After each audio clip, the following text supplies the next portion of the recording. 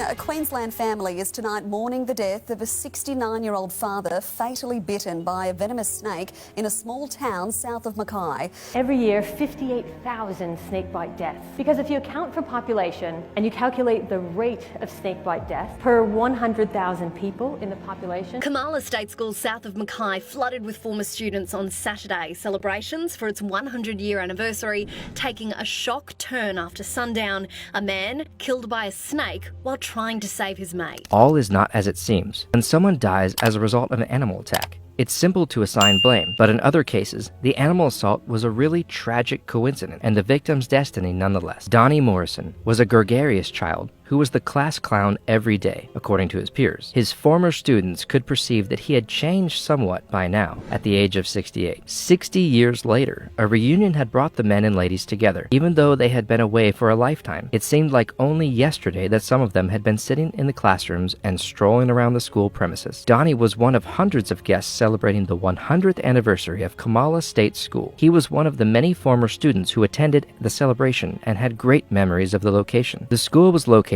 on the north coast of Queensland, 60 kilometers south of Mackay. The town of Kamala, which is rural and coastal, had cane farms and shrubs all around it. Donnie had never gone anywhere else. It was his birthplace. That evening, as he and his friend Lloyd Younger were mingling, Lloyd felt something painful on his ankle. He kicked his foot reflexively and looked down. There was a snake stuck to his leg. They thought the snake to be an eastern brown snake, so it wasn't just any snake. Its body shimmered and each of its glossy, beautifully colored brown-gray scales was precisely delineated in a dark brown line. A man in his 60s has died after he was bitten by a snake in Queensland. He's being remembered as a selfless friend, attacked as he was stepping in to save a mate who had been bitten first. The reptile turning on the 69-year-old after it had been removed, biting him on the arm, sparking a rapid decline. Paramedics working on the man for over half an hour, but he couldn't be saved. Its powerful physique and round jet black eyes were visible to them as it held Lloyd's leg. The snake, which is native to southern New Guinea and eastern and central Australia, is ranked as the second most venomous in the world, behind the inland taipan. It is common in both urban and rural bush settings, contrary to popular belief, and is found throughout Australia's arid regions. Locals are aware of them and the harm they can do. In Australia,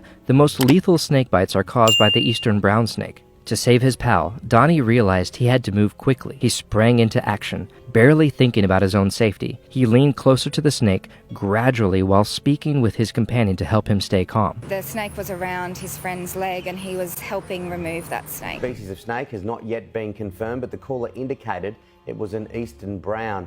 A report will now be prepared for the coroner. From the symptoms that the patient had and the cardiac collapse, and it would be more than likely a brown snake, but again, that is just a guess. Knowing the risks of the eastern brown snake, Lloyd was beginning to get nervous, but it was comforting to have his friend nearby. Donnie wrapped his hands cautiously around the snake's neck. He reached for it as they were only inches away from the coiling reptile. However, he underestimated the snake's head movement in the dim light of the evening, and it noticed Donnie's hands approaching it. Elapids strike at a speed of 2 meters per second. Even though the snake was striking at a comparatively sluggish pace, it was still fast enough to grab Donnie in an instant. It let go of Lloyd and spun around, snagging Donnie's arm in its mouth. He cried out, but he was able to get a hold of the reptile with the other hand. Feeling the strength of its muscles in his palm, he gripped its lengthy body tightly. The snake was twisting and squirming as he ran over to the edge of the yard. As far away from the guest as possible was his goal. It struck at him repeatedly as he held it out at arm's length. Each time, he was able to deflect the lethal blows by arching his body, but it still got him in the chest. Donnie had an innate desire to rub the spot on his chest where the snake had bitten him before hurling it into the underbrush and out of sight of the other partygoers. When he turned around, the festivities on the school field were still in progress. He recognized the faces of his old classmates and could hear the crowd's conversation. He started to feel lightheaded as he walked over again. He stumbled back towards Lloyd and fell to the floor at his feet. Those who witnessed him fall to the ground hurried over to his side. With his heart pounding the poisonous material to every part of his body, Donnie held his chest as the venom surged through his system. He was sweating profusely and his head was throbbing. Although a man can be killed by just a small amount of venom of an eastern brown snake, Queensland's snake population is known to venomate 3 times as much when they bite their victim. Donnie was in a dangerous situation. Since 1956, antivenom for eastern brown snakes has been available. It is an effective treatment, but the patient must reach a medical facility before their body gives out. Donnie was having trouble breathing. He breathed in quick, staccato gasps. It seemed as though a massive weight was bearing down on his chest, squeezing it. He gave in to the bite as his vision went hazy. People by his side turned him onto his back right away and started CPR. For those who witnessed it, the scenario was quite stressful. After calling for help, paramedics treated Donnie for 30 minutes while doing CPR. Nothing they did with the defibrillator to restart his heart worked. He has vanished. Lloyd had optimism even though Donnie could not be saved. He was evacuated to McKay Base Hospital, which is around 60 miles north of the school, when a chopper was summoned. He received treatment for the snake bite when he got there on time. The next day, he was discharged from the hospital. The joyous occasion had abruptly ended in tragedy. Everyone left in a state of shock and sadness when it was shut down. Months of preparation for what was meant to be a fun evening had culminated in a tragedy when Kamala lost one of its own. Donnie's accident and tragic death became widely publicized, making headlines. He appeared to be just another Australian that had been bitten by the eastern brown snake. He was now just another figure in the 1 or 2 deaths that type of snake causes in Australia each year. However, it went beyond that. The coroner reported that no venom was discovered in his body, despite the fact that he had obvious snake bites on his arm and chest. There was no doubt that he had been bitten, although 80% of eastern brown snake bites are said to be dry. In this instance, the snake bites the victim without injecting any poison. Some snakes may have malfunctioned, feeling ill, having venom glands that are broken or empty,